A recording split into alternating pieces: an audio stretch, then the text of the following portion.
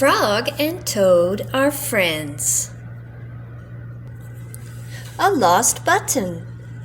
Toad and Frog went for a long walk. They walked across a large meadow. They walked in the woods. They walked along the river. At last they went back home to Toad's house. "Oh, drat," said Toad. "Not only do my feet hurt, but I have lost one of the buttons on my jacket."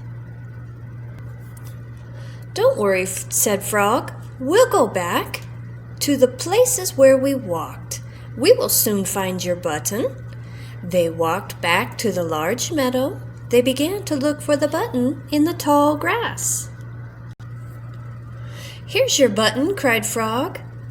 "That is not my button," said Toad. "That button is black. My button is white." Toad put the black button in his pocket. A sparrow flew down.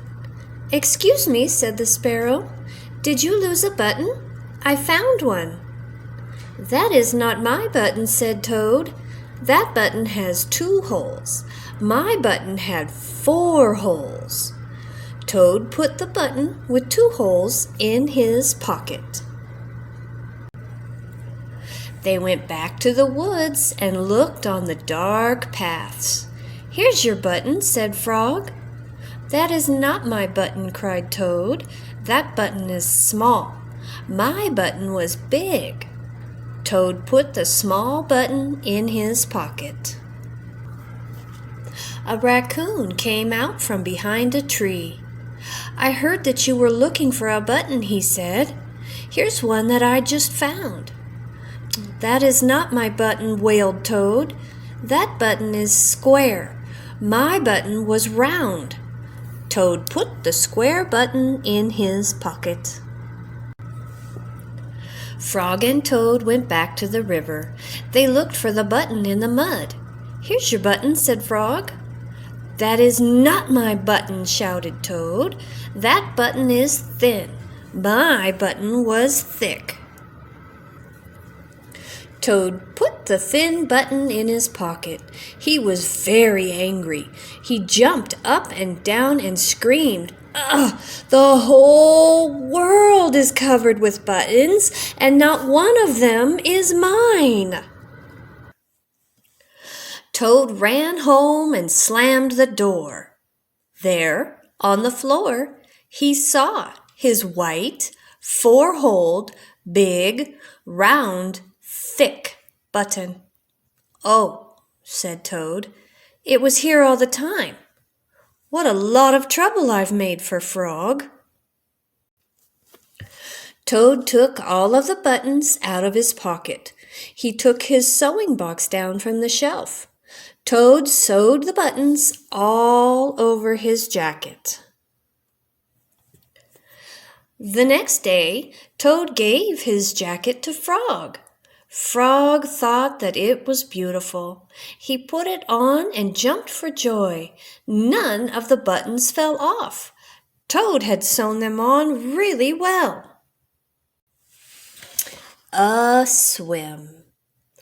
Toad and Frog went down to the river. "What a day for a swim," said Frog. "Yes," said Toad. "I will go behind these rocks and put on my bathing suit." "I don't wear a bathing suit," said Frog. "Well, I do," said Toad. "After I put on my bathing suit, you must not look at me until I get into the water." "Why not?" asked Frog. "Because I look funny in my bathing suit. That is why," said Toad. Frog closed his eyes. When Toad came out from behind the rocks, Toad was wearing his bathing suit. "Don't peek," he said. Frog and Toad jumped into the water. They swam all afternoon. Frog swam fast and made big splashes. Toad swam slowly and made smaller splashes. A turtle came along the river bank. "Frog, Tell that turtle to go away, said Toad. I do not want him to see me in my bathing suit when I come out of the river. Frog swam over to the turtle. Turtle, said Frog, you will have to go away. Why should I? Asked the turtle. Because Toad thinks that he looks funny in his bathing suit, and he does not want you to see him, said Frog. Some lizards were sitting nearby. Does Toad really look funny in his bathing suit? They asked. A snake crawled out of the grass. If Toad looks funny in his bathing suit, said the snake, then I, for one, want to see him. We want to see him too, said two dragonflies. Me too, said a field mouse. I have not seen anything funny in a long time. Frog swam back to Toad. I am sorry, Toad, he said. Everyone wants to see how you will look. Then I will stay right here until they go away, said Toad. The turtle and the lizards and the snake and the dragonflies and the field mouse all sat on the riverbank. They waited for Toad to come out of the water. Please, cried Frog, please go away. But no one went away. Toad was getting colder and colder. He was beginning to shiver and sneeze. I will have to come out of the water, said Toad. I'm catching a cold. Toad climbed out of the river. The water dripped off of his bathing suit and down onto his feet. The turtle laughed, the lizards laughed, the snake laughed, the field mouse laughed, and Frog laughed. What are you laughing at, Frog? Said Toad. I'm laughing at you, Toad, said Frog, because you do look funny in your bathing suit. Of course I do, said Toad. Then he picked up his clothes and went home. The letter. Toad was sitting on his front porch. Frog came along and said, What is the matter, Toad? You are looking sad. Yeah, said Toad, this is my sad time of day. It is the time when I wait for the mail to come. It always makes me very unhappy. Why is that? Asked Frog. Well, because I never get any mail, said Toad. Not ever? Asked Frog. No, never, said Toad. No one has ever sent me a letter. Every day my mailbox is empty. That is why waiting for the mail is a sad time for me. Frog and Toad sat on the porch, feeling sad together. Then Frog said, I have to go home now, Toad. There's something that I must do. Frog hurried home. He found a pencil and a piece of paper, and he wrote on the paper. He put the paper in an envelope, and on the envelope he wrote, A letter for Toad. Frog ran out of his house. He saw a snail that he knew. Snail, said Frog, please take this letter to Toad's house and put it in his mailbox.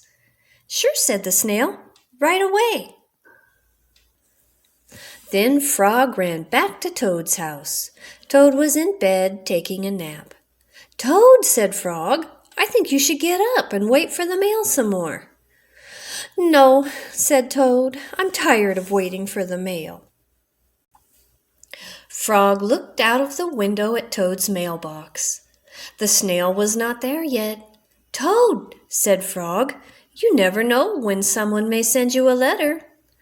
No, said Toad, I do not think anyone will ever send me a letter. Frog looked out of the window. The snail was not there yet. But Toad, said Frog, someone may send you a letter today. Don't be silly, said Toad. No one has ever sent me a letter before, and no one will send me a letter today. Frog looked out of the window. The snail was still not there. Frog, why do you keep looking out the window? Asked Toad. "Because now I am waiting for the mail," said Frog. "But there will not be any," said Toad. "Oh, yes, there will," said Frog, "because I have sent you a letter." "You have?" said Toad. "What did you write in the letter?" Frog said, "I wrote, 'Dear Toad, I'm glad that you are my best friend. Your friend, Frog.'" "Oh," said Toad, "that makes a very good letter." Then Frog and Toad went out onto the front porch to wait for the mail. They sat there feeling happy together. Frog and Toad waited a long time. 4 days later, the snail got to Toad's house and gave him the letter from Frog. Toad was very pleased to have it. Thank you so much for watching and listening today. Please don't forget to hit the red subscribe button and make it turn gray, and you'll never miss any more of our stories. Thanks for watching. Bye.